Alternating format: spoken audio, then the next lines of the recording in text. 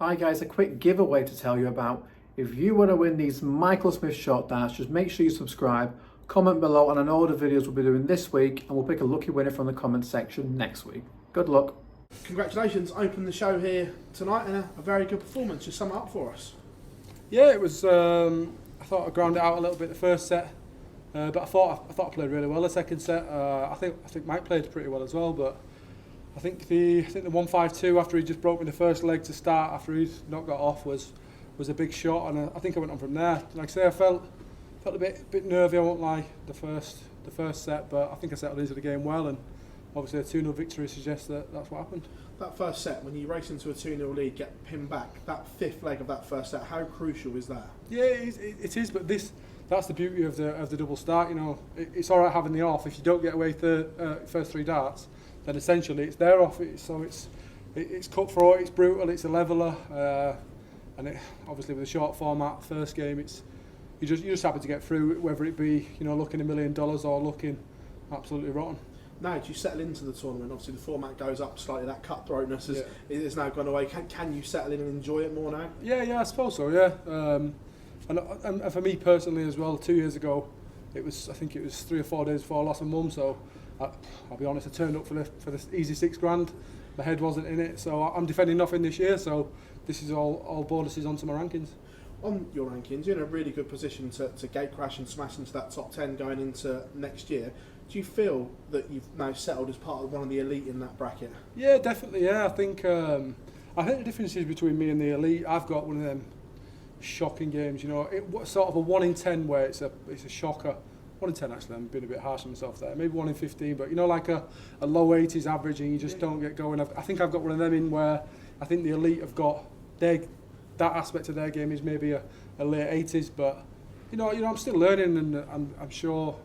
Even the top boys, world number 1, 2, 3, they're all still learning. It's the standards getting better and better every year, so you need to learn on the job, so to speak.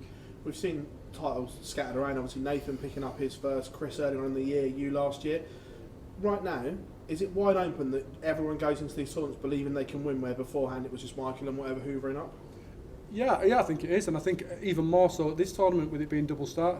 It's one of those you can be absolutely on top form, but if you don't get away, it's irrelevant. If you can't hit trebles, then you can't score. So it's one of those. I think that's why James Wade, obviously, I know he didn't do great last night, but he's notoriously always done really well in this tournament because he's one of the biggest finishers in the game. So I think it's one of those. It's a full week. If you can have the week of your life and get away, certainly in your first visit, then I think you've got every chance. Joe, congratulations. Nice, cheers up. Joe, how would you assess where your game is at the minute? Do you feel the run to the semis and the match play was a kind of turning point for you this season? Yeah, I think it was a turning point, but obviously with the way the calendar is, you've got the best part of a month off, so normally on the back of a TV major semi-final, especially at the match play, you want to just play as much darts as you can, so with having a month off straight after that, it was a little bit difficult, and you don't know, you're trying to set sort of positions in the calendar where you're going to start practicing, have a couple of weeks off here and there, and it's difficult. And I think I was actually speaking to Nathan the other week, and I think that's what's happened to him a little bit. I know he was in the World Series, but it's not ranked, and it's his first time in Australia and New Zealand. I think that's maybe where his game suffered a bit there, but yeah, like I say, I'm just happy to get the win tonight. You mentioned about not having much to defend. How good are you feeling about the back end of the year? Yeah. I think I'm obviously defending a bit of a chunk at the Europeans, but apart from that, I think I'm in pretty good shape. So, I've not made the top 10 yet, and that's I've not really looked at rankings and sort of set myself goals in, so to speak, in rankings. I'm a big believer that if you do the work on TV, then rankings will take care of themselves. But I'd be lying if I didn't say I had one eye on the top 10. Cheers, Joe. Cheers, Joe. Joe, we talked about Blackpool there. Was it important for you to capitalise off that big TV performance in this back end of the year? Yeah, it is, but I think you can maybe afford yourself a little bit of leniency, especially with this one. Obviously, with it being double start, and it's like I say, it's cutthroat. It's everyone's in danger. I think it must be brilliant for a neutral fan to watch, because literally everybody's in danger. If you don't get away, you can't score. So yeah, it must be a great spectacle for the fans. You talk about that month between the match play, well, over a month between the match play and the World Grand Prix.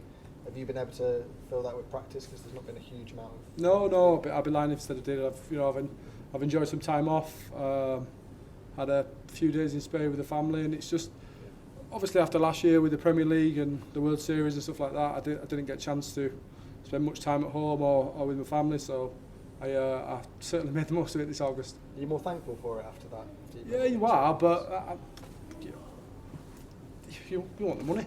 You know, we all play for the money. It's all right saying, "Oh, it's a great trophy.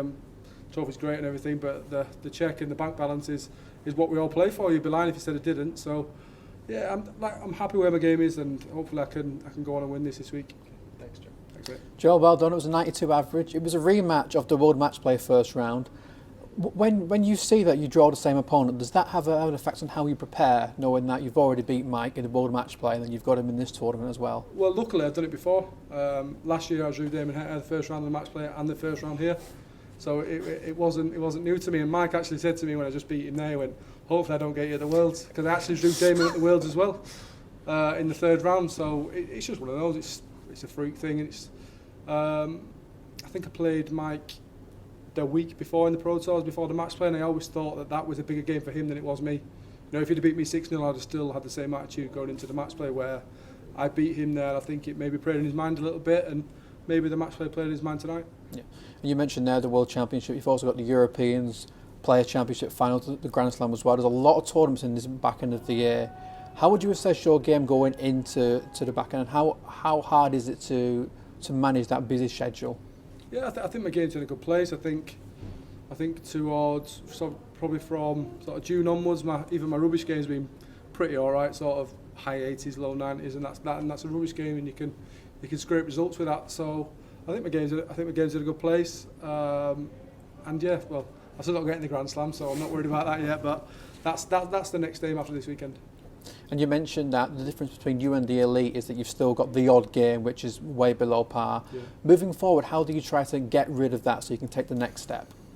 I don't know. I think that's one of those things that no one knows really what to do. I think on my day I'm well up with the elite. You know, in my eyes, if not better than the elite. But it's those games where you're a little bit vulnerable, where sort of the big boys seem to find a result from somewhere where. Like I say, I'm still learning, and I'm still enjoying the game, and yeah, my game's in a good place, and hopefully it shows the rest of the year. Joe, thank you. Thanks.